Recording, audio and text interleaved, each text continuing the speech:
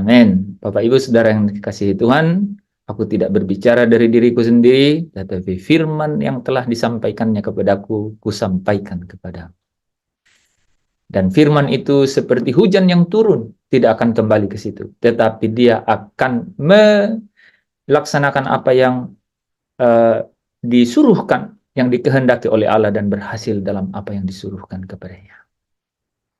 Kalau saudara dengan sepenuh hati, ya, dengan segenap jiwa, dengan segenap kekuatan mencari kebenaran itu, maka kebenaran itu akan memerdekakan saudara. Dan kemerdekaan yang sesungguhnya itu pasti kita bisa nikmati, yaitu keadaan di mana kita benar-benar tidak terbelenggu oleh apapun dan oleh siapapun, ya. Tidak dengan situasi kehidupan, apalagi dengan premis atau frame yang dibangun oleh dunia mengenai tingkat-tingkat kehidupan atau arti-arti definisi kebahagiaan. Firman itu memiliki dunianya sendiri dan bukan dari dunia ini, tetapi di dunia yang akan datang. Kenali itu, temui itu, alami itu, ya, supaya saudara hidup di dalam kemerdekaan yang sesungguhnya. Malam hari ini adalah malam yang ke-1304, ya. Tidak terasa ya, kita hampir 2000 malam ya, masih jauh lah ya. Ya, kalau 1300 dibulatkannya ke 2000. Ini malam yang ke-1300. Itu artinya kita sudah lebih dari 3 tahun ya di dalam Zoom ini. Bapak Ibu Saudara yang dikasihi Tuhan, jangan pulang dengan sia-sia ya. Tapi pulanglah dengan membawa berkas-berkasnya ya. Nah, malam hari ini seperti saya janjikan saudara, kita akan membereskan ya soal nomor 1 kemarin ya. Dan saudara, saya harapkan benar-benar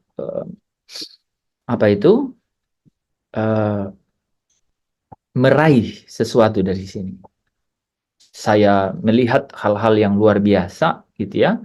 Kalau saudara memiliki pemahaman yang sungguh kuat dan dalam di sini, saudara di atasnya itu akan dibangun gitu perkara-perkara yang ilahi, saudara. Ya, akan dibangun perkara-perkara yang ilahi. Teman-teman yang mau berkoresponden silakan ya. Pastor silakan diberikan kalau di bangku TK di masa awal pendidikan atau di bangku PAUD itu dikasih bintang. Jadi pastor silakan kasih bintang kalau memang layak dapat bintang ya. Oke. Karena kemana orang dihargai, kesitulah dia terbentuk. Kalau dia merasa dihargai di dalam Tuhan, maka pasti dia akan terbentuk ke arah yang Tuhan mau. Dan percayalah ya, dia yang menuntun kita adalah dia yang sudah pernah kembali dari tempat yang maha tinggi itu, di mana Bapa di surga bertahta di dalam kemuliaannya, dan dia berjanji satu hal, Yohanes 14 ayat 3, aku akan datang dan membawa kamu, supaya di mana aku berada, kamu pun berada. Tidak ada janji yang lebih besar dari janji itu, saudara. Saudara harus ingat itu, ya. Yohanes 14 ayat 3 berkata, kalau aku telah menyediakan tempat bagimu, aku akan datang kembali dan membawa kamu, supaya di mana aku berada, kamu pun berada. Dan dilanjutkan dengan Yohanes 17 ayat 24, supaya mereka atau supaya kita melihat kemuliaannya. Kemuliaan yang apa itu, saudara? Kemuliaan yang benar-benar Musa ingin lihat, saudara ya, di dalam Keluaran 18 ya ayat 31. Musa berkata, aku ingin melihat kemuliaan ya. Walaupun Tuhan berjanji, Yahweh Elohim Yehova berjanji bahwa dia akan selalu menyertai dia, tapi saudara bayangkan, Musa bilang, aku ingin melihat, perlihatkanlah kemuliaanku. Tapi Yehova berkata, kalau kau lihat kemuliaanku, kau akan mati. Tetapi luar biasa, ya di gunung, di atas bukit itu, saudara ya, ketika Yesus sudah menyatakan diri. Nah, saudara bayangkan, ketika Yesus sudah menyatakan diri, ketika anak tunggal Bapa itu menyatakan diri. Yohanes 1 Yohanes 1 ayat 14 berkata, dan kita telah melihat kemuliaannya. Dan kita telah melihat kemuliaan dari Dia yang adalah Allah itu di dalam anak tunggalnya. Nah, di situ saudara bisa bayangkan bahwa kemudian di Matius 17 Musa akhirnya dapat melihat kemuliaannya itu. Karena apa? Karena menurut Ibrani 1 ayat 3, Yesus itu adalah gambar dan Yesus itu adalah cahaya kemuliaan dan gambar wujudnya Allah. Ya, Yesus itu cahaya kemuliaan dan gambar wujudnya Allah. Sehingga di situ tidak tertulis di dalam Matius 17 apa yang mereka perbincangkan, tapi saya yakin sekali bahwa ketika anak itu menyatakan Bapa, dan kepada siapa anak itu berkenan menyatakannya, termasuk Musa, akhirnya dia nyatakan kemuliaannya itu kepada Musa melalui Yesus yang adalah cahaya kemuliaannya Allah dan gambar wujudnya Allah. Saudara dan saya, itulah kerinduan Yesus yang dia telah perlihatkan kepada Elia dan kepada Musa, supaya saudara dan saya juga memandang kemuliaannya. Karena di sanalah penderitaan dan seluruh kesesakan, kesengsaraan, penderitaan, pencobaan saya dan saudara dibayar dengan lunas. Gitu saudara ya. Nah, Bapak Ibu Saudara yang dikasihi Tuhan, saya rindu untuk membawa saudara untuk benar-benar menikmati roti hidup. Saudara kenyang dan saudara tidak akan lapar lagi. Itu penting sekali. Ya. Tidak perlu apa-apa dan siapa-siapa, ya, dan tidak perlu bagaimana-bagaimana. Ya, kan ada orang yang begitu. Oke, Tuhan tidak perlu siapa-siapa dan tidak perlu apa-apa, tapi bagaimana Tuhan? Tidak juga perlu bagaimana-bagaimana, ya. Saudara, firman itu cukup, ya. Firman itu cukup buat saya dan saudara. Raih itu, ya, nikmati kuasanya di dalam itu. Nah, teman-teman,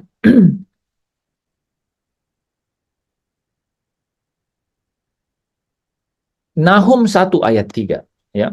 Nahum 1 ayat 3. Saya mulai dari situ. Berkata begini, Tuhan itu panjang sabar dan besar kuasa. Tetapi Ia tidak sekali-kali membebaskan dari hukuman orang yang bersalah. Saya ulang. Tuhan itu panjang sabar dan besar kuasa, tetapi Ia tidak sekali-kali membebaskan dari hukuman orang yang bersalah. Kalau saudara lihat ayat ini, kita harus mengerti bagaimana saya dan saudara bisa bebas dari hukuman. Karena Yahweh Elohim Yehovah berkata di dalam Nahum 1 ayat 3 bahwa sekali-kali Ia tidak membebaskan dari hukuman. Sekalipun Dia itu panjang sabar. Dia tidak mungkin berbohong. Dia tidak mungkin berubah, ya kan? Dia tidak mungkin berubah. Tetapi kalau saudara mengerti bagaimana cara Allah, bagaimana Dia mengerjakan pekerjaan yang luar biasa di dalam kita, yaitu rancangan-rancangan yang mendatangkan kepadamu hari depan yang penuh harapan dan bukan rancangan kecelakaan, maka di dalam Yesus, di dalam Kristuslah cerita itu bisa saudara nikmati. Dan itu harus menjadi sumber sukacita yang utama. Gitu. Tidak dengan siapa-siapa, tidak oleh siapa-siapa, tidak dengan apa-apa, dan tidak dengan bagaimana-bagaimana.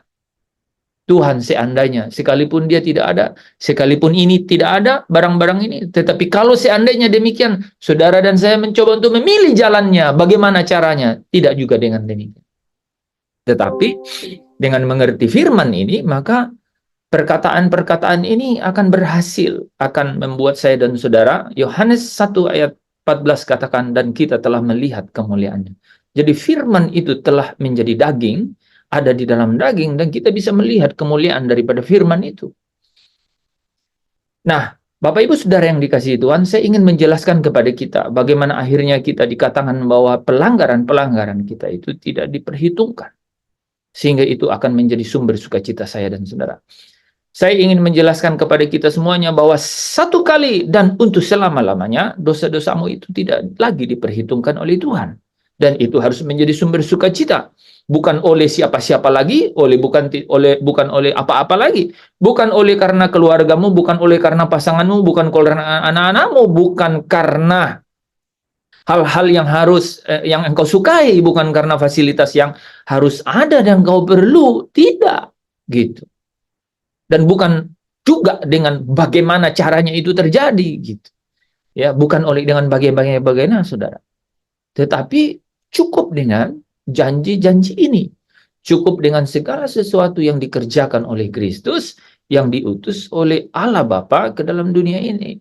Yang telah menyelesaikan pekerjaannya supaya genaplah apa yang dikatakan oleh nabi-nabi, genaplah apa yang telah dinubuatkan oleh nabi-nabi. Rahasia besar, ya, yang disingkapkan oleh Kristus. Kita boleh mulai baca dulu gitu ya, saudara ya. Kalau tadi Nahum 1 ayat 3 berkata bahwa Allah Bapa itu sekali-kali tidak membebaskan orang dari hukuman, maka boleh coba kita lihat gitu ya. Apa kata perjanjian yang baru mengenai semuanya itu? Ada satu dua orang yang bisa baca ayat yang ada di depan? Silakan. Bisa, Bu. Mulai dari Mira boleh? Roma pasal 5 ayat 8. Akan tetapi Allah menunjukkan kasih-Nya kepada kita oleh karena Kristus telah mati untuk kita ketika kita masih berdosa. Saudara, sepintas dikatakan bahwa Allah itu tidak sekali-kali membebaskan dari hukuman orang yang bersalah. Tetapi kemudian di Roma 5 ayat 8 muncul satu hal, saudara. Allah menunjukkan kasih-Nya. Ya, Allah menunjukkan kasih-Nya, yaitu melalui Kristus yang telah mati untuk kita ketika kita masih berdosa. Kita lanjut ya, 1 Petrus 3 ayat 18. Apa katanya? Yang lain? Ya, silakan Yandri. Sebab juga Kristus telah mati sekali untuk segala dosa kita, dan kita Ia yang benar untuk orang-orang yang tidak benar, supaya Ia membawa kita kepada Allah. Ia yang telah dibunuh dalam keadaannya sebagai manusia, tetapi yang telah dibangkitkan menurut Roh. Amin. Ya, jadi Allah menunjukkan kasih-Nya melalui Kristus yang telah mati. Dan Kristus yang telah mati itu sekali untuk segala dosa kita, rupanya Ia membawa kita kepada Allah. Luar biasa kan? Allah yang tadinya sekali-kali tidak membebaskan dari hukuman orang yang bersalah. Tetapi dikatakan bahwa di dalam kasih-Nya, ya, melalui Kristus, kemudian kita dapat dibawa kepada Allah kembali. Nah, ini kan luar biasa. Ada sesuatu yang seolah-olah kontradiksi, saudara. Ya, nah kita harus pahami kenapa hal itu terjadi. Ya, kita tambah referensi ya, teman-teman. Kemarin Yanti baca ayat ini, silakan Yanti. Ibrani 9 ayat 28. Ibrani 9 ayat 28, demikian pula Kristus hanya satu kali saja mengorbankan dirinya untuk menanggung dosa banyak orang. Sesudah itu, Ia akan menyatakan dirinya sekali lagi, tanpa menanggung dosa, untuk menganugerahkan keselamatan kepada mereka yang menantikan Dia. Amin. Amin. Ya, Roma 6 ayat 10 ya, sebab kematiannya adalah kematian terhadap dosa satu kali dan untuk selama-lamanya. Dan kehidupannya adalah kehidupan bagi Allah. Jadi saudara, kalau saudara perhatikan beberapa ayat yang sangat penting di sini, ya, Allah sekalipun panjang sabar dan besar kuasa, ia sekali-kali tidak membebaskan dari hukuman orang yang bersalah. Tetapi di dalam, setelah Kristus datang, setelah Kristus menyelesaikan karyanya di atas kayu salib dan bangkit dari dalam maut, mengalahkan maut itu, maka ada sesuatu yang kemudian terjadi berbeda, kan? Yaitu apa? Allah menunjukkan kasih-Nya. Apakah Allah berubah? Allah tidak pernah berubah. Tetapi di dalam tatanannya, ya, Allah menyatakan keadilannya supaya apa? Dosa yang harusnya dihukum, dosa yang harus dihukum di dalam Kristus. Dihukum di dalam Kristus. Sehingga hukuman terhadap Kristus, Roma 8 ayat 3 berkata, Allah menjatuhkan hukuman itu kepada dosa di dalam Kristus. Saudara ya. Jadi Allah sekali-kali tidak membiarkan ya pelanggaran itu dibebaskan, ya. Allah sekali-kali tidak membebaskan hukuman bagi orang yang bersalah. Makanya saudara, bagaimana kita bisa menerima yang namanya dibebaskan dari pelanggaran atau dosa-dosa kita diampuni? Ingat ya, ayat-ayat yang saya tunjukkan tadi itu sangat ini. Saya coba tunjukkan ayat ini ya, saudara ya. Ini penting sekali ya. Ini penting sekali. Teman-teman perhatikan ini ya. Sesudah ia menyatakan, sesudah itu, dan ini belum terjadi. Yesus, ia akan menyatakan dirinya sekali lagi. Apa katanya? Tanpa menanggung dosa. Bukan lagi urusannya sama dosa. Tetapi apa? Menganugerahkan keselamatan kepada kita yang menantikan Dia. Amin, saudara.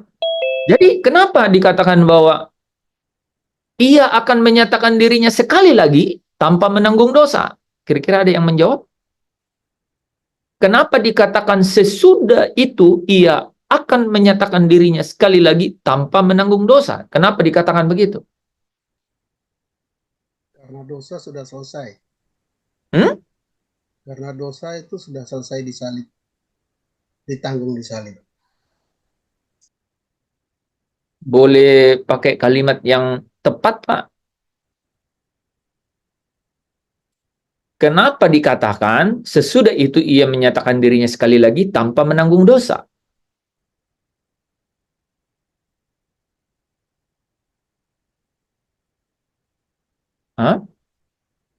Pengertiannya sudah benar, tapi teman-teman, supaya teman-teman apa ya istilahnya ya, teman-teman firm atau teguh di dalam pemahaman itu, saudara harus pakai benar-benar referensi ayat. Kenapa dikatakan sesudah itu ia akan menyatakan dirinya sekali lagi tanpa menanggung dosa? Kenapa? Karena Kristus telah mati sekali untuk dosa. Betul sekali, karena Kristus telah mati sekali untuk segala dosa. Jangan lupa menghafal kata-kata ini, itu memiliki inspirasi yang berbeda.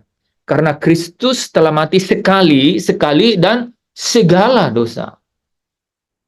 Luar biasa, kata-kata itu tidak bisa dirubah. Saudara bisa lihat juga di sini, ya. Kristus hanya satu kali saja mengorbankan dirinya untuk menanggung dosa banyak orang. Gitu, ya. Terus kita bisa lihat di bawah. Kematiannya adalah kematian terhadap dosa. Apa katanya? Satu kali dan untuk selama-lamanya. Saudara, kalau gabung ini, Kristus telah mati sekali untuk segala dosa selama-lamanya. Dan untuk banyak orang. 4 pengertian ya. Satu kali, semua dosa, selama-lamanya, dan untuk banyak orang. Apa yang sisa? Apa yang sisa, teman-teman? Harus berani ngomong. Apa yang sisa? Dan kehidupannya adalah kehidupan bagi Allah. Apa yang tersisa? Kan ini, dia menanggung ya kematiannya. Kristus telah mati sekali untuk segala dosa, ya sekali untuk segala dosa, untuk selama-lamanya, dan untuk banyak orang, untuk menanggung banyak orang. Jadi Kristus telah mati menanggung dosa satu kali, segala dosa, selama-lamanya, dan untuk banyak orang. Yang tersisa apa? Ya tidak ada. Dan semua sudah semuanya. Tidak ada. Jadi saudara nggak bisa bilang, tapi kok merokok tuh? Kok ini nggak ada yang sisa. Nggak ada yang sisa. Jangan buat-buat. Gitu. Jangan buat-buat gitu. Kan? Roma 5 ayat 8 berkata apa?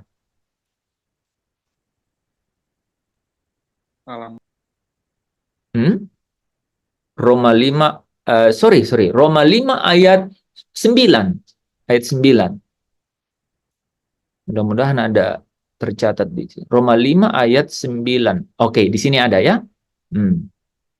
Roma 5 ayat 9 berkata, akan tetapi Allah menunjukkan kasih-Nya kepada kita oleh karena Kristus telah mati untuk kita. Apa? Ketika kita masih berdosa. Ketika kita masih berdosa. Saya cari ada satu ayat lagi, ayat 11-nya. Saya nggak tahu saya tulis nggak di sini. Sepertinya. Ya, ada. Sebab jikalau kita ketika kita masih seteru, ketika kita masih berdosa, Kristus telah mati untuk kita. Ketika kita masih seteru, ya, melawan Allah di dalam hati dan pikiran, diperdamaikannya dengan Allah oleh kematian anaknya, gitu, ya. Nggak ada yang sisa, saudara. Ya, nah, demikianlah sehingga saudara bisa lihat di sini dikatakan bahwa sehingga kedatangannya itu, sehingga dikatakan di sini bahwa sesudah itu ia akan menyatakan dirinya sekali lagi tanpa menanggung dosa. Tetapi apa? Menganugerahkan keselamatan kepada mereka. Siapa mereka itu? Yang menantikan dia, konsisten dengan 2 Petrus 3, ya. Yaitu kamu yang suci dan saleh, yaitu siapa? Yang menantikan dia, gitu saudara, ya. Jadi dia datang bukan untuk bilang kamu berdosa. Nah, kita bisa buktikan itu kepada perempuan itu yang didakwah oleh orang-orang Yahudi menurut hukum-hukum, ya. Yesus berkata, aku pun tidak menghukum engkau. Ya. Dosamu sudah diampuni, pergi dan jangan berbuat dosa lagi. Ada orang yang bertanya, Pak, kalau Yesus berkata begitu kepada perempuan itu, kira-kira akan buat dosa lagi nggak perempuan itu? Aku yakin dia masih buat dosa. Ya. Karena kesalahan sekecil apapun dia jadi dosa, kan? Saya yakin dia masih buat dosa. Tapi apakah dosanya itu tidak diampuni? Sudah pasti diampuni. Ketika kita masih berdosa, ketika kita masih berseteru dengan Allah, Allah sudah mengampuni dosa kita. Kristus telah mati untuk kita. Allah sudah memperdamaikan kita dengan dirinya. Jadi kata berdosa itu hubungannya sama Kristus mati. Kata pendamaian itu hubungannya dengan Allah. Gitu ya. Nah, teman-teman, ini harus menjadi dasar. Ini harus menjadi dasar. Jadi Kristus itu harus menjadi dasar. Kristus yang mana? Kristus yang menanggung, ya. Kristus yang menanggung dosa. Gitu. Kristus yang menanggung dosa. Karena Kristus menanggung dosa, maka Allah melihat saudara dan saya tidak memperhitungkan pelanggaran saya dan saudara. Kenapa? Kenapa, saudara? Kan Allah itu sekalipun panjang sabar, ia sekali-kali tidak membiarkan, tidak sekali-kali melepaskan orang yang bersalah dari hukuman. Kenapa kita bisa bebas dari penghukuman?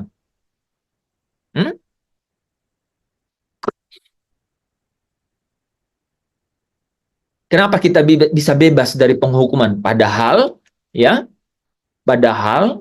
Nahum 1 ayat 3 berkata, Allah tidak sekali-kali membebaskan dari hukuman orang yang bersalah. Kenapa, teman-teman? Karena Allah menunjukkan kasih-Nya.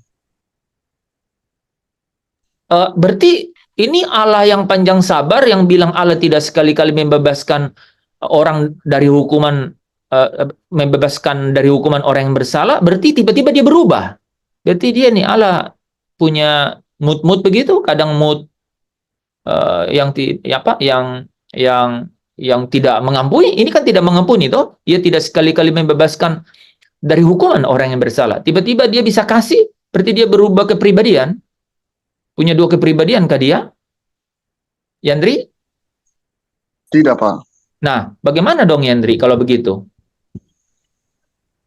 Karena menunjukkan kasih-Nya lewat pengorbanan Kristus. Iya, pengorbanan Kristus ini apa pengorbanan Kristus ini? Kenapa pengorbanan Kristus ini bisa merubah Allah? Kan dia bilang dia tidak sekali-kali membebaskan orang dari hukuman. Sekalipun dia adalah panjang sabar, kita bisa ganti di situ ya. Sekalipun dia adalah kasih, gitu ya. Ya, karena kasih itu panjang sabar toh. Boleh ya? Kan sekalipun dia panjang sabar, Pak Tadus stop dulu ya. Kenapa itu? Sekalipun dia panjang sabar, kenapa dia tidak mau, kan tidak membebaskan orang dari hukuman, yaitu orang yang bersalah. Kenapa tiba-tiba dia berubah? Apakah dia berubah? Saya tanya dulu, apakah dia berubah, Yandri? Tidak, Pak. Allah tidak pernah berubah, ya kan? Kenapa? Kenapa? Kan dia tidak sekali-kali membebaskan hukuman dari orang yang bersalah. Gitu. Itu perlu kita tahu, gitu. Ya, boleh saya sambung ya Pak ya? Boleh saya beri jawaban boleh ya Pak ya? Ya, silakan Ko Avi. Ya, silakan. Jadi kesalahan kita dan dosa kita itu telah ditanggung oleh Tuhan Yesus di kayu salib, Pak. Sebagai Yesus itu kan Allah yang mengutus dia ke dunia itu, Pak. Allah yang mengutus dia ke dunia. Ya, untuk menghapus segala dosa dan kesalahan kita, Pak. Dan juga dia sebagai oknum yang memperdamaikan kita terhadap Allah, Pak. Dunia ini dengan Allah. Oke, saya balik lagi ke kata-kata ini ya, Ko Avi. Dikatakan bahwa Tuhan sekali-kali tidak membebaskan orang dari hukuman. Berarti yang bersalah dihukum. Betul, Pak. Nah. Ya. Itu mungkin konotasinya begini, Pak. Sebelum Tuhan Yesus itu mati di kayu salib. Iya, betul. Memang betul. Itu sebelum. Nah, kalau setelah Yesus mati di kayu salib, terus apa yang berubah nih, Pak? Apa yang berubah? Apakah kita, akan berubah? Jadi kita telah diperdamaikan dengan kematian Tuhan Yesus di kayu salib itu dengan Allah, Pak. Dunia ini telah diperdamaikan, kan? Jadi Allah tiba-tiba berdamai dengan kita gitu. Terus hukuman tadi kemana tuh? Padahal Allah bilang semua yang bersalah harus dihukum. Ya, itu hukuman itu telah ditanggung oleh Tuhan kita, yaitu Yesus Kristus, Pak. Ya, amin. Puji Tuhan ya. Gitu Ko Avi, betul. Saya ngejar jawaban itu. Nah, sebenarnya ayatnya itu ada di mana, Pak Tadus? Allah telah menjatuhkan hukuman di Roma pasal. Ya, ini sebenarnya ayatnya udah di depan nih ya. Saya urut nih. Jadi, ini menarik teman-teman. Itu Ko Avi udah membawa kita ke arah situ. Tetapi saudara bisa langsung. Karena apa? Kan ayat ini berkata bahwa ia tidak sekali-kali membebaskan orang dari hukuman. Berarti memang yang bersalah itu harus dihukum. Gitu, ya kan?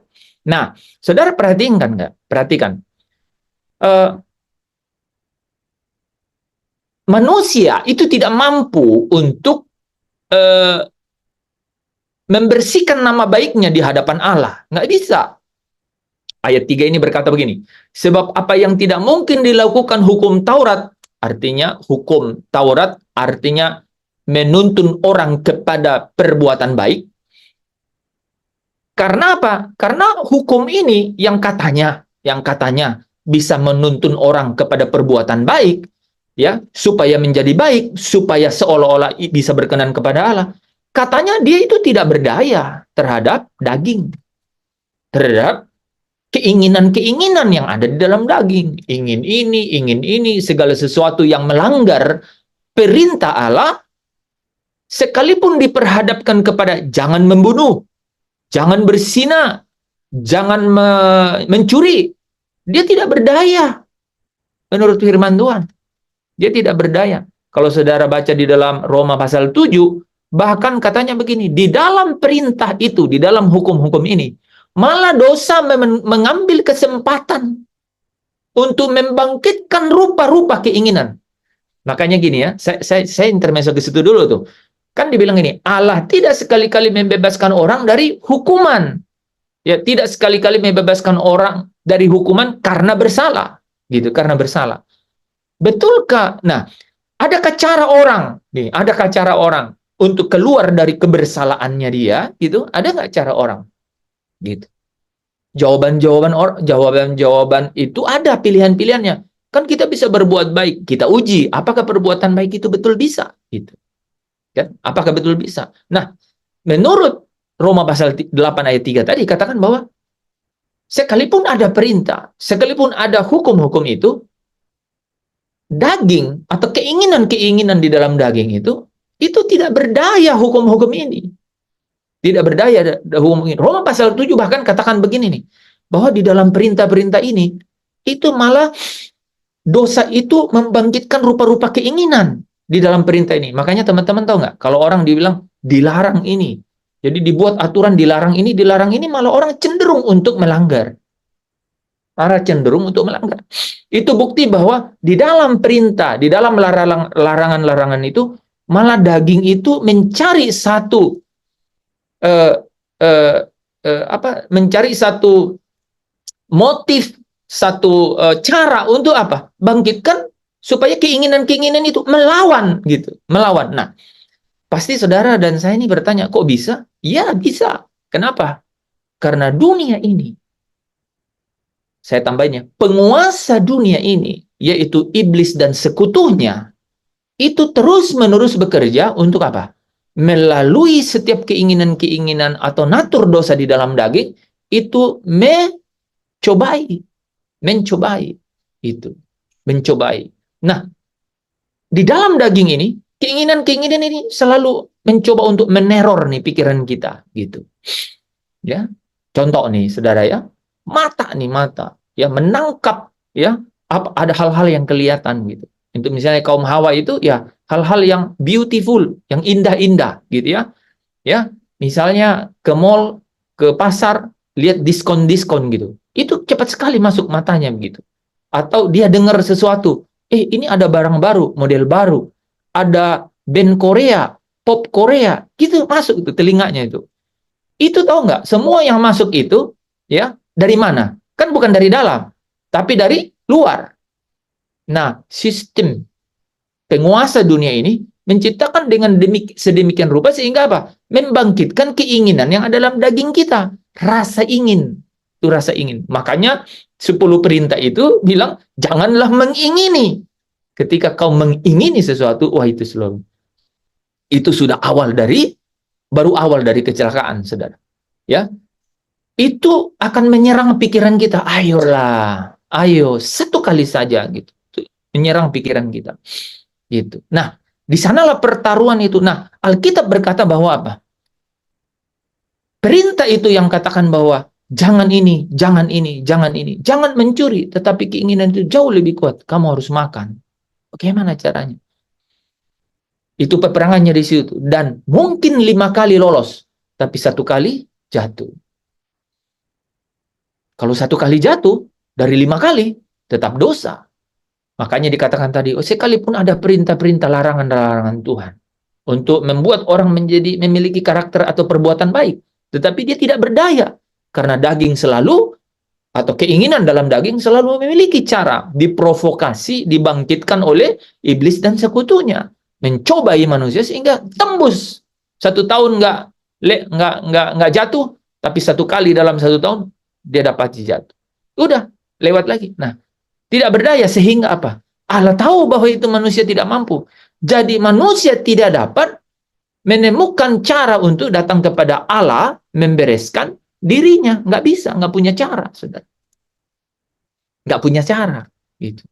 Sehingga apa? Nah, ini Roma 8 ayat 3 ini. Gitu ya. Ini kan? Nih, ya.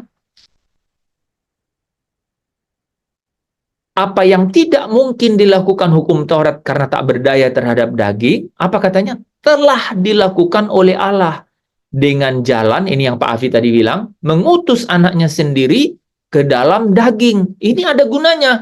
Apa maksudnya Allah mengutus anaknya itu? Nah, harus loncat ke sini Pak Afi. Allah telah menjatuhkan hukuman. Kita balik tadi di atas ya. Bahwa apa? Allah sekali-kali tidak membebaskan orang dari hukuman. Betul.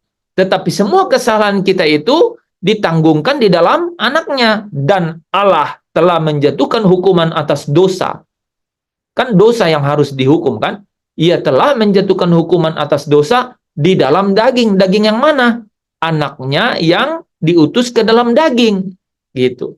Sehingga kita bisa berkata bahwa apa? Kristus telah mati untuk dosa itu. Karena apa?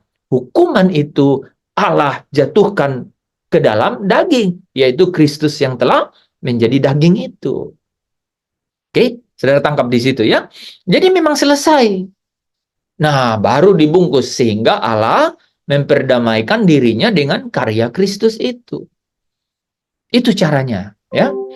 Jadi Allah itu adil, Allah itu kudus, tidak membiarkan dosa sedikit pun untuk sampai ke dalam hadiratnya.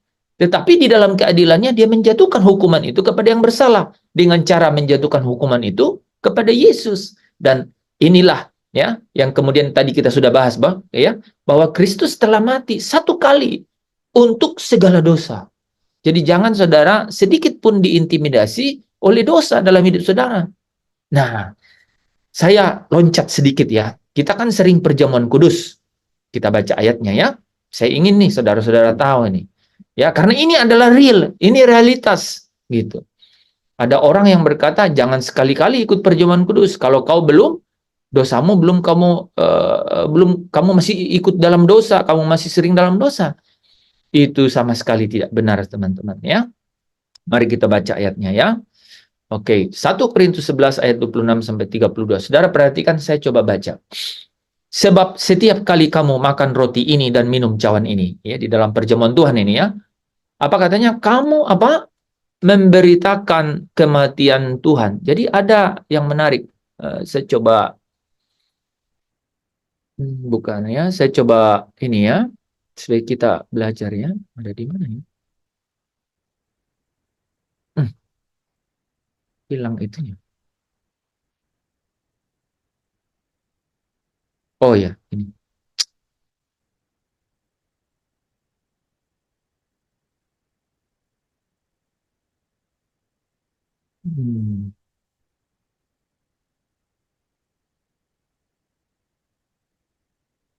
Bukan ya. Oke. Nggak apa-apa teman-teman, kita lanjut aja ya. Dari sini ya. Kamu memberitakan kematian Tuhan. Nah, jadi ada kematian Tuhan. Kita tadi Kristus telah mati untuk segala dosa. Jadi barang siapa dengan cara yang tidak layak. Nah, apa yang dimaksud dengan cara tidak layak makan roti dan minum cawan Tuhan? Apa yang dimaksud?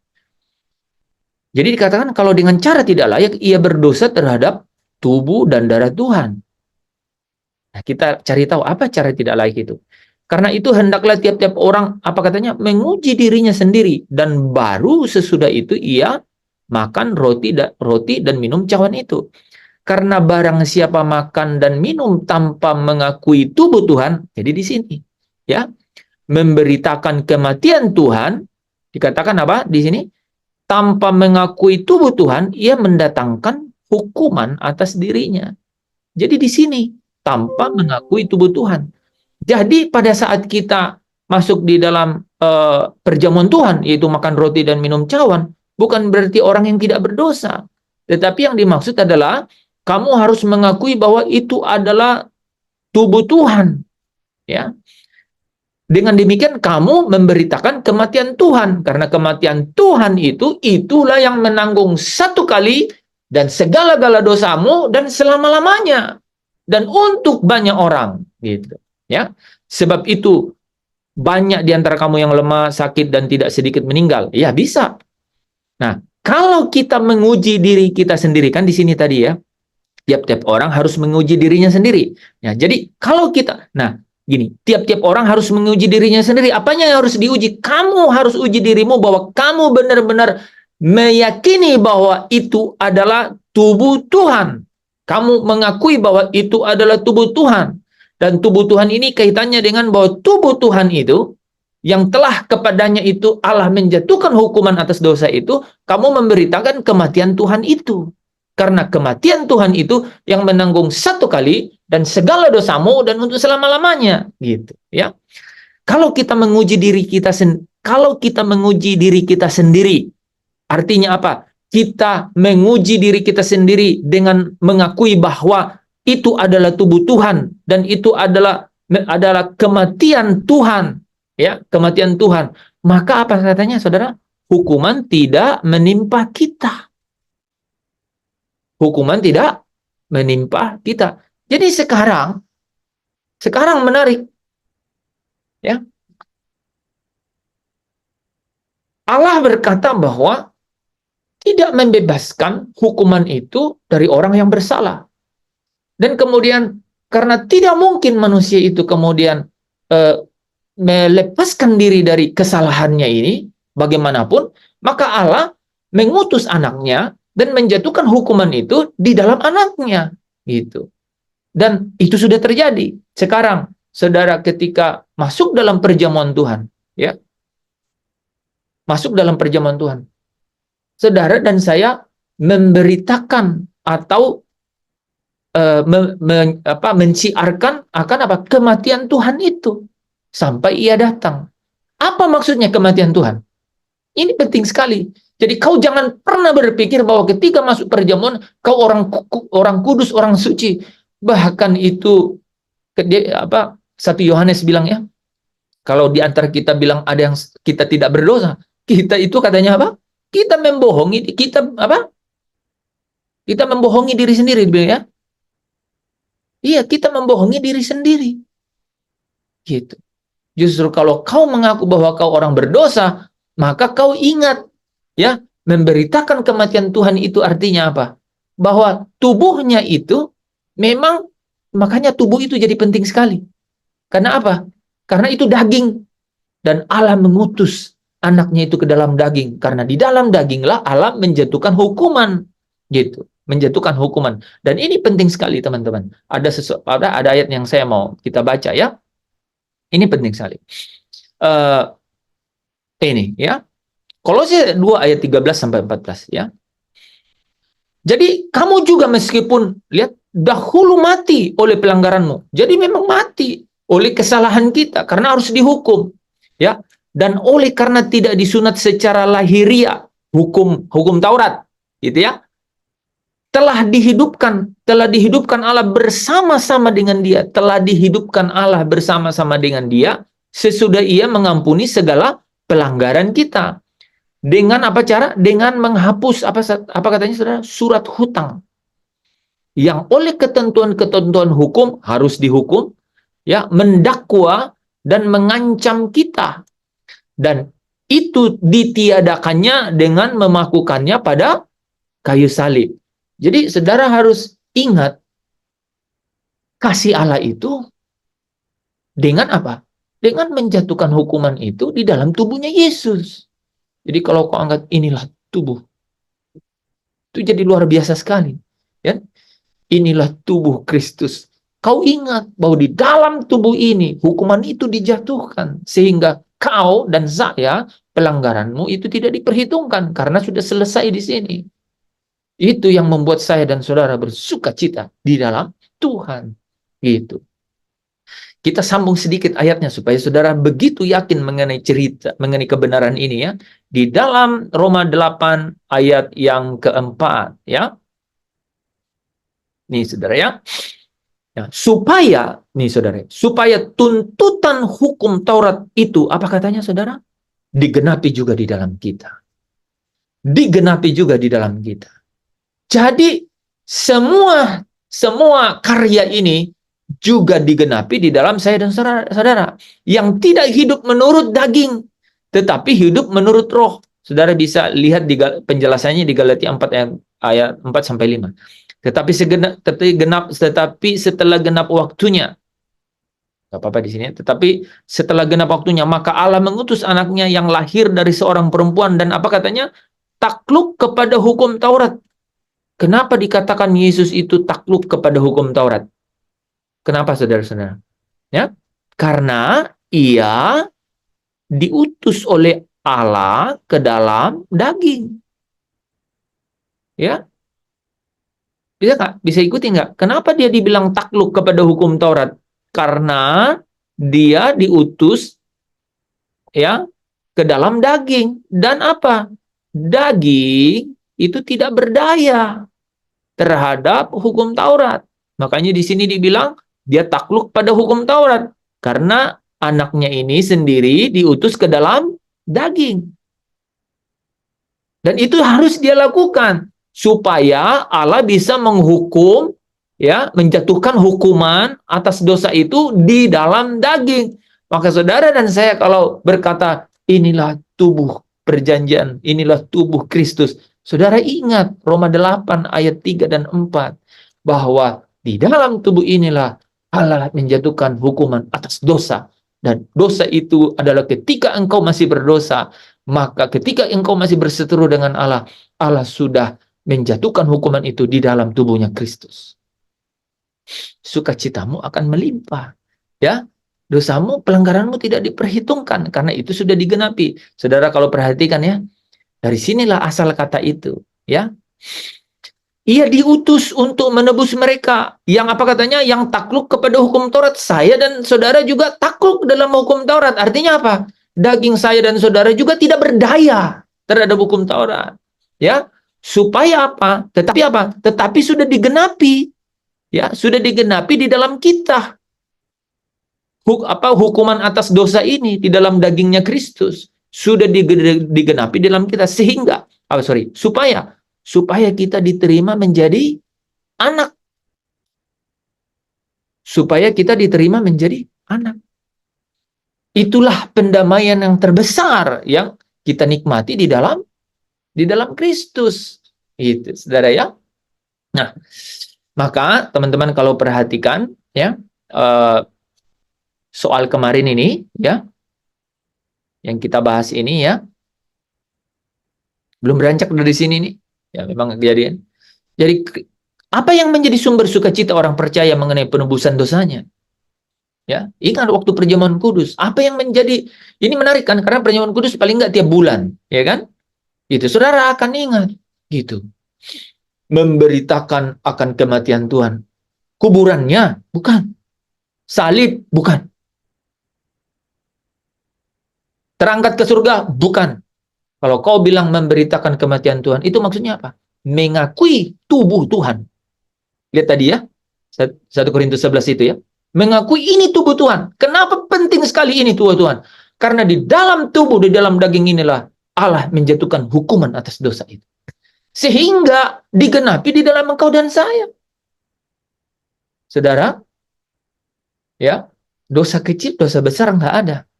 Jadi jangan jangan jumawah. Jadi hamba Tuhan, jadi orang yang ikut kuis Alkitab tiap Jumat. Jangan jumawa, ya. Belum tentu dosa itu tidak ada dalam diri saya dan saudara. Waduh, nggak berani saya berkata begitu. Tapi di dalam perjamuan Tuhan berkata, setiap kali kamu melakukan ini, kamu memberitakan kematiannya. Itu artinya apa? Mengakui ini tubuh Tuhan. Kenapa itu penting? Karena di dalam tubuh inilah, di dalam daging inilah, Allah menjatuhkan hukuman atas dosa itu. Dan itu digenapi juga di dalam saya dan saudara. Supaya kita menjadi anak Allah. Nah saudara, ini kalau kita bungkus apa namanya? Kasih karunia. Di atas kasih karunia itu baru saudara bilang, Ini kemurahan Tuhan. Ini benar-benar kemurahan. Nah, sekarang saya tanya, apakah engkau mau menganggap sedih akan kemurahan Tuhan itu? Yang menuntun engkau kepada pertobatan? Kan begitu sebenarnya. Ya kan? Harusnya kita benar-benar mengucap syukur. Sehingga sekarang apa? Di atas kasih karunia itu, di atas dasar Kristus ini, kita membangun. Ayo membangun. Gitu. Nah, itu jadi penting kita membangun. Ya. Nah, Bapak Ibu Saudara yang dikasihi Tuhan, di dalam 30 menit ke depan saya akan menjelaskan. Setiap orang yang sudah ditebus dosanya ini, ada kata-kata yang perlu kita bahas. Dia tidak akan binasa dan dia tidak akan dihukum. Ini penting untuk membuktikannya di dalam Alkitab. Engkau tidak akan binasa dan engkau tidak akan dihukum. Ya, saya akan mulai. Oke. Kita akan kembali ke supaya kita membereskan ya, membereskan nomor 1 ini. Saudara sudah jelas dengan kenapa kita bersuka cita ya oleh penebusan dosa kita. Karena apa? Kristus mati sekali untuk segala dosa kita dan untuk selama-lamanya dan untuk semua orang. Oke? Ya. Nah, sekarang jawaban kedua. Kenapa kita harus bersuka cita? Karena Allah tidak memperhitungkan pelanggaran mereka. Nah, kalau pelanggaran saudara dan saya tidak diperhitungkan, itu artinya apa? Itu artinya apa? Artinya saudara tidak akan binasa. Ya kan? Artinya saudara tidak akan binasa dan artinya saudara tidak akan dihukum. Nah, mari kita belajar ya. Penting ya. Yohanes pasal 3 ayat 16 berkata, karena begitu besar kasih Allah akan dunia ini sehingga ia telah mengaruniakan anaknya yang tunggal. Itu sudah panjang lebar kita jelaskan kan? Apa artinya itu? Nah, ya. Jadi kalau saudara ditanya, apa yang dimaksud Allah telah mengaruniakan anaknya yang tunggal? Ini untuk apa ini? Wah, saudara pasti lancar sekali. Ngana atau apa? Ya? Atau apa ya istilahnya kalau di sana? Jadi kamu harus tahu nih ya, bahwa Allah itu mengutus Yesus itu ke dalam daging. Sehingga Allah menjatuhkan hukuman itu di dalam daging. Ya. Di dalam daging, yaitu hukuman atas dosa. Nah, dikatakan apa? Supaya setiap orang yang percaya kepadanya tidak binasa. Jadi, ketika percaya akan tubuh Tuhan ini, maka dia tidak akan binasa. Ya, itu kenapa Yesus berkata di Yohanes 10 ayat 28, dan aku memberikan hidup yang kekal kepada mereka, dan mereka pasti tidak akan binasa. Kata-kata ini tidak dari mana-mana, tetapi karena hukuman itu telah dijatuhkan di atas dia dan pelanggaran-pelanggaran mereka tidak diperhitungkan lagi sehingga mereka pasti tidak akan binasa. Dan ini satu jalan saudara ya, sejajar dengan Matius 18 ayat 14. Demikian juga Bapa yang di surga tidak menghendaki supaya seorang pun anak-anak ini hilang. Ya. Ini sebenarnya sambungan dari Yohanes 10 ayat 29, Bapakku yang memberikan kepadaku lebih besar dari siapapun, dan apa katanya, seorang pun tidak dapat merebut mereka dari tangan Bapa. Artinya apa? Bapa tidak menghendaki supaya seorang pun anak-anak ini hilang, tidak dapat merebut mereka dari tangan Bapa. Gitu, saudara ya. Nah, Yohanes 18 ayat 9 berkata, demikianlah hendaknya supaya genaplah firman yang telah dikatakan Allah, dari mereka yang engkau serahkan kepadaku, tidak seorang pun yang kubiarkan binasa. Itu kenapa sampai begitu? Sampai Yesus bilang kepada perempuan itu, aku pun tidak menghukum engkau. Ya, pergi dan jangan berbuat dosa lagi. Itu, ya. Jadi, teman-teman, di atas kasih karunia itu, saudara harus bermegah dan kemudian dari situ membangun di atasnya, ya. Nah, ini ya. Yohanes 10 ayat 10. Pencuri datang hanya untuk mencuri dan membunuh dan membinasakan. Nah, jadi kalau ada kata binasa, itu hubungannya dengan apa? Iblis dan sekutunya. Ya. Pasti apa? Dia mendakwa di Kolose 1 tadi ya. Ayat berapa? 13-14 kan? Dia mendakwa saya dan saudara. Ya. Tetapi di sini dikatakan, aku datang, Yesus datang, supaya mereka mempunyai hidup dan mempunyainya di dalam segala kelimpahan. Apa itu yang dimaksud? Yang dimaksud itu adalah aku memberikan hidup yang kekal kepada mereka. Gitu. Itulah hidup dalam segala kelimpahan, yaitu hidup yang kekal. Jadi tidak ada lagi, setiap orang yang percaya itu tidak akan binasa. Mereka pasti tidak akan binasa. Alasannya apa? Karena tadi, saudara. Ya. Nah, di dalam Yohanes 3 ayat 18, kita sambung ya. Yesus berkata, barang siapa percaya kepadanya, tadi barang siapa yang percaya kepada anak, kita ulang ya, barang siapa yang percaya, supaya setiap orang yang percaya tidak binasa. Yohanes 3 ayat 18 katakan, barang siapa percaya kepadanya, ia tidak akan dihukum. Ia tidak akan dihukum. Saudara lihat sambungannya, barang siapa tidak percaya, apa katanya? Bukan dia akan dihukum, tapi ia telah berada di bawah hukuman. Jadi karena apa? Kenapa? Nah, kenapa orang yang tidak percaya dikatakan ia telah ada di bawah hukuman? Kenapa? Kenapa dikatakan ia telah ada di bawah hukuman?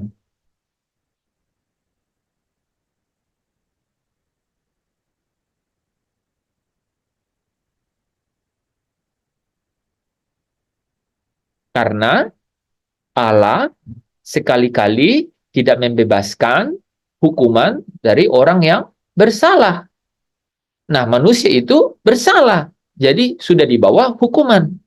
Sekalipun dia tidak percaya, dia sudah ada di bawah hukuman. Gitu. Nah, malah sebaliknya, orang yang percaya tidak dihukum. Kenapa? Karena tadi ya, karena apa? Allah sudah menjatuhkan hukuman itu di dalam Kristus. Ya, oke? Nah, itu saudara ya. Jadi, nah, Yohanes 3 ayat 36 berkata, barang siapa percaya kepada anak, ia beroleh hidup yang kekal. Tetapi barang siapa tidak taat kepada anak, ia tidak akan melihat hidup, melainkan murka Allah tetap ada di atasnya. Saudara perhatikan. Hukuman ini itu berujung dengan murka. Gitu. Saya pernah jelaskan ini ya, tapi saya ulang ya. Hukuman ini itu berujung dengan murka. Gitu.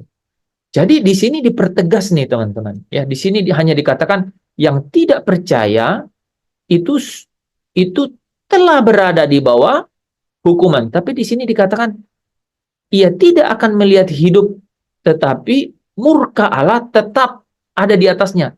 Tetap ada di atasnya. Tetap ada di atasnya. Telah berada di bawah hukuman. Jadi berujung di apa saudara?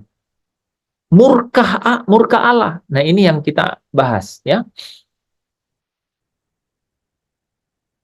Kemudian Roma 5 ayat 89 ini menjadi menarik nih ya. Karena dia katakan, akan tetapi Allah menunjukkan kasih-Nya kepada kita oleh karena Kristus telah mati untuk kita ketika kita masih berdosa.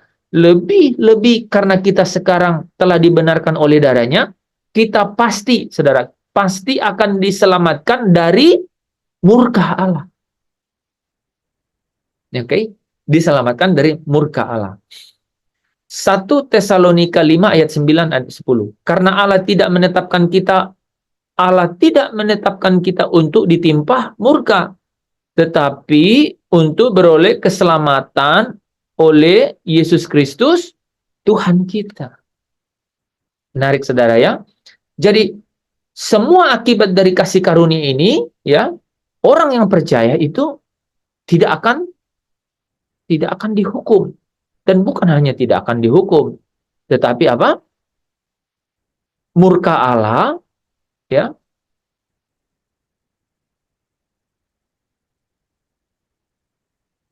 Ini ya, mana ya tadi ya?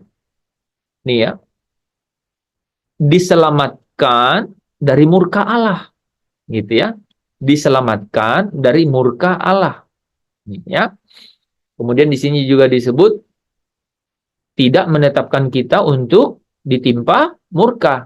Gitu. Nah, ada yang menarik antara hukuman sama murka, saudara. Pertanyaan saya, apakah setiap orang Kristen pasti tidak dapat hukuman dari Allah?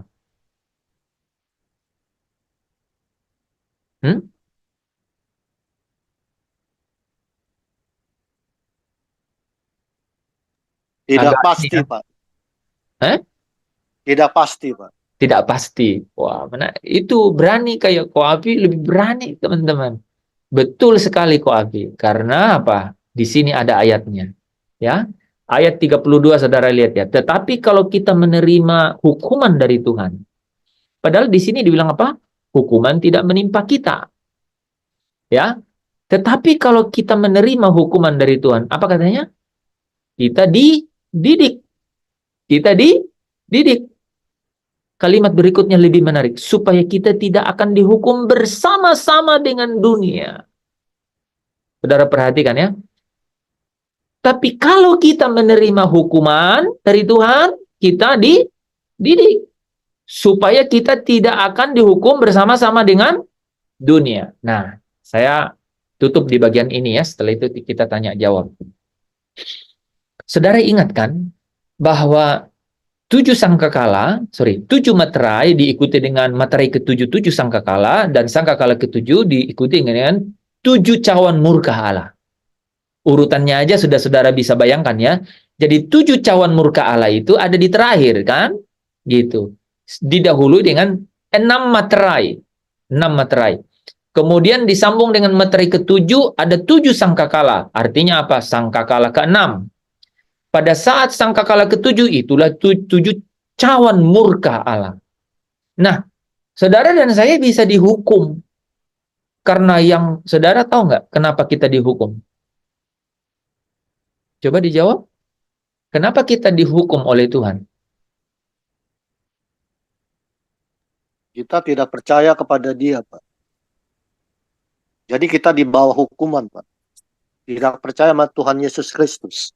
Ya, jadi kalau begitu bukan kita itu pertanyaannya Kang Koafi. Kalau saya bilang kenapa manusia itu dihukum? Nah jawabannya itu karena memang orang yang tidak percaya sudah di bawah hukuman.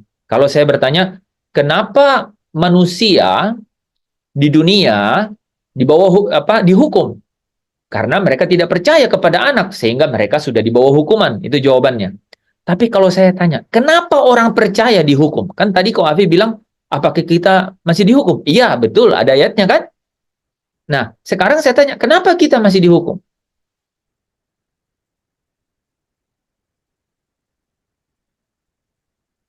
Ini terhukum untuk dididik dan Nah, tidak. iya.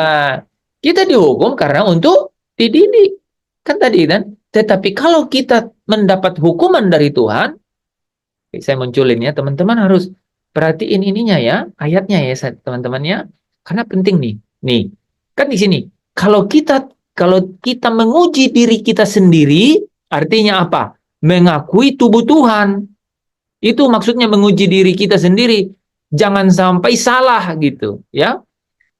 Kita hukuman coba nalar kalian tuh nangkap nggak nih, ya? Kalau kita menguji diri kita, maksudnya apa? Kalau kita mengakui tubuh Tuhan itu, kalau saudara menguji diri bahwa dan benar-benar yakin inilah tubuh Tuhan itu, maksudnya apa? Maksudnya di dalam tubuh Tuhan itu Allah menjatuhkan hukuman atas dosa-dosamu itu di dalam Dia, sehingga hukuman itu tidak menimpa kita. Hanya karena itu ada orang lain yang nanggung gitu loh, maksudnya, ya kan? Tapi kalau kita menerima hukuman dari Tuhan juga, itu artinya apa? Kita dididik. Kita dididik. Supaya, kenapa kita dididik? Supaya kita tidak akan dihukum bersama-sama dengan dunia. Ingat kata-kata, kita tidak akan dihukum bersama-sama dengan dunia. Karena dunia ini satu hari nanti, menurut 2 Petrus 3 ayat 18, dunia ini pada hari Tuhan akan hancur lenyap. Langit akan hancur dengan unsur-unsurnya, bumi di atas dan bumi di bawah akan hancur. Gitu. Kan? Nah, apakah kita mau dihukum bersama-sama dengan dunia? Tentu saja tidak ada orang yang mau. Nah, bagaimana caranya? Tuhan menghukum kita untuk mendidik kita supaya kita tidak sampai ke situ. Nah, ada yang menarik di situ, saya harus jelaskan kan. Jadi meterai yang 7 meterai itu, di meterai yang ke-7, saudara masih ikut semua orang. Nah, saudara tahu nggak meterai pertama itu buat apa? Injil diberitakan sejak zaman Yesus. Itu materai itu sudah terjadi. Injil kerajaan Allah dari Yerusalem, Samaria, Yudea, bahkan sampai ke ujung bumi. Itu materai itu sudah terjadi. Injil diberitakan, kerajaan Allah diberitakan, gitu. Bertobatlah gitu, ya. Nah, terus materi kedua, ketiga, keempat, kelima, keenam. Nah, di materi ketujuh ada 7 sangkakala. Mulai lagi sangkakala pertama, kedua, ketiga, keempat, kelima, sangkakala keenam. Saudara ingat nggak sangkakala keenam apa? Di situ kalau saudara ingat ada seruan kan dari surga. Siapakah yang dapat bertahan? Sampai orang mencari mati, tapi maut itu lari daripadanya. Nah, siapakah yang dapat bertahan katanya?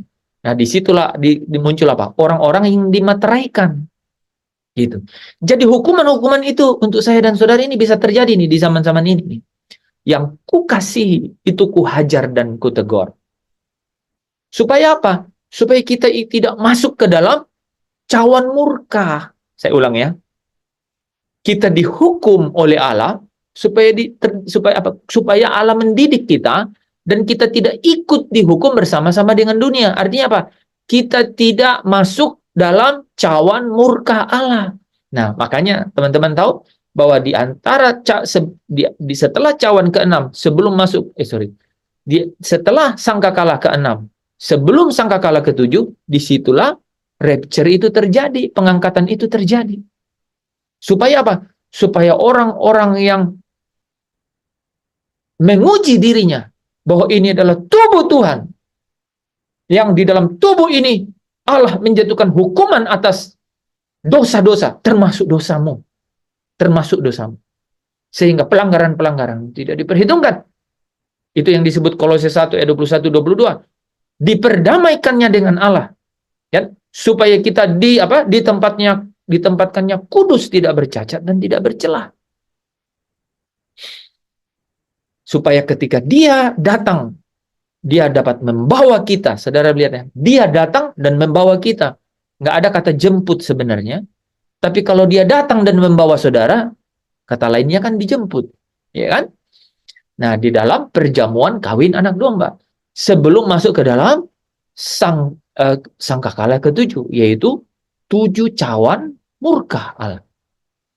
Setiap anak-anak Tuhan yang dikatakan, yang percaya tidak binasa, yang percaya tidak dihukum bersama-sama dengan dunia. Jadi saudara bisa nambahin itu. Rupanya kita juga dihukum untuk dididik. Tapi kita tidak dihukum bersama-sama dengan dunia. Artinya kita ditetapkan untuk luput dari cawan murka. Kita luput dari sangkakala yang ke-7, yaitu 7 cawan murka Allah. Saudara tangkap ya? Amin ya. Oke. Terpujilah Kristus ya. Itu luar biasa. Itulah yang menjadi alasan kita bersukacita. Kenapa soal nomor 1 ini saya kira mungkin memang tidak mudah, walaupun Pak Tahdus itu ada alasan untuk bisa salah, tapi yang lain-lain sama nih. Semua terkumpul di sini. Jadi sukacita kita orang percaya itu mengenai penebusan dosa kita, saudara, itu adalah karena Kristus telah mati sekali untuk segala dosa dan untuk selama-lamanya. Ketika saudara dan saya masih berdosa, ketika saya dan saudara masih berseteru dengan Allah. Luar biasa nggak itu? Saudara bisa catat loh itu, ya.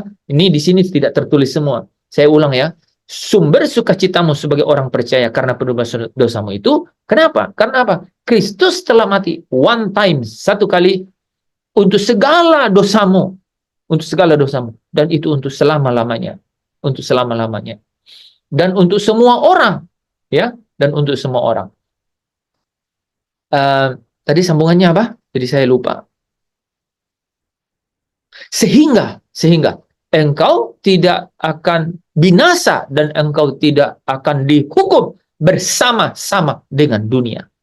Itu, ya. Nah, dengan demikian karena Kristus telah mati itu satu kali itu, maka apa?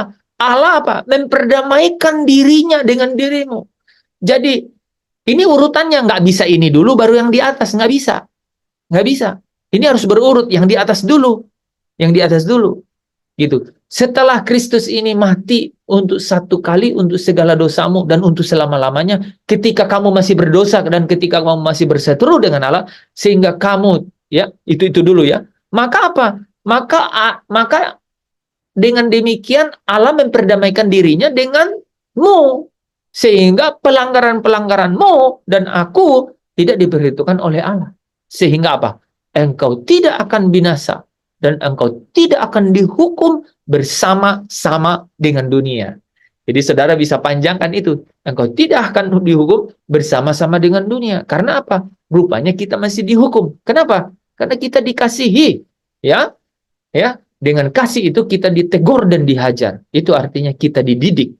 Supaya apa? Kita tidak dihukum bersama-sama dengan dunia. Ya, amin. Kita tutup dalam doa dulu ya. Yesus Kristus yang telah menjadi penggenapan di dalam karyamu ya Bapa. Segala hukuman itu telah engkau jatuhkan di dalam dia. Dan dia taat sampai mati. Bahkan sampai mati di atas kayu salib. Sehingga engkau telah membangkitkan dia dari kematian. Dan memuliakan dia. Mengangkat dia tinggi duduk di sebelah kananmu ya Bapa. Satu hari nanti, seperti dia menang. Kalau kami menang, maka kami pun akan duduk bersama-sama dengan dia di atas tahtamu. Terpujilah engkau Bapa di surga.